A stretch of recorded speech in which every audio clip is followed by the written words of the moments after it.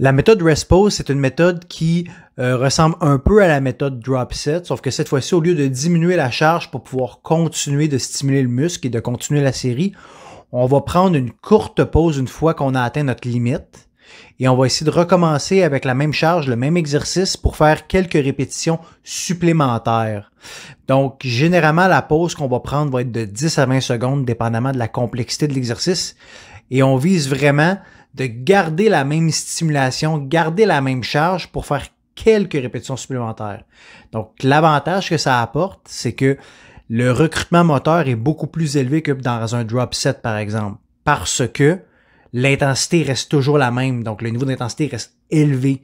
Et la courte pause alloue seulement une recharge, en fait, au niveau du système nerveux et une petite pause au niveau musculaire, donc un petit refroidissement qui permet par la suite de reprendre pour quelques répétitions supplémentaires.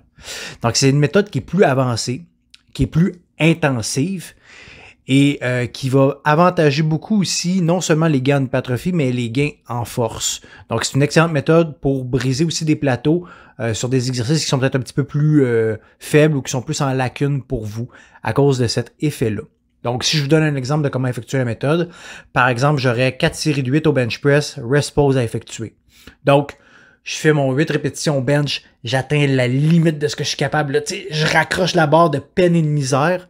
Là, comme c'est un exercice qui est plus complexe, je vais prendre 20 secondes de pause. Donc là, je prends 20 secondes de pause. Je redécharge la barre avec la même charge. Et là, je vais tenter de faire quelques répétitions supplémentaires. Vous allez voir que ça va quand même être pas mal tough. Mettons, je réussis à en faire 2. Et là, je raccroche la barre. Donc là, ce qui arrive en fait, c'est là où ce que la méthode devient vraiment efficace, c'est que j'avais la charge sur la barre pour faire 8 répétitions.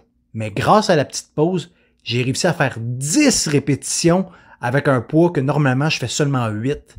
Et c'est là que, justement, le fameux effet de gain de force ou de briser des plateaux va apparaître.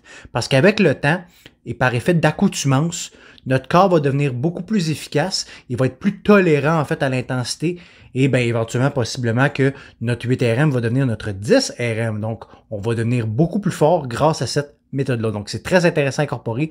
Ce qui est super important, c'est de vraiment respecter la courte pause, mais surtout aussi de commencer avec la bonne charge. Donc, vraiment d'être à l'échec musculaire une fois que je raccroche pour être en mesure de maximiser mon rest pause.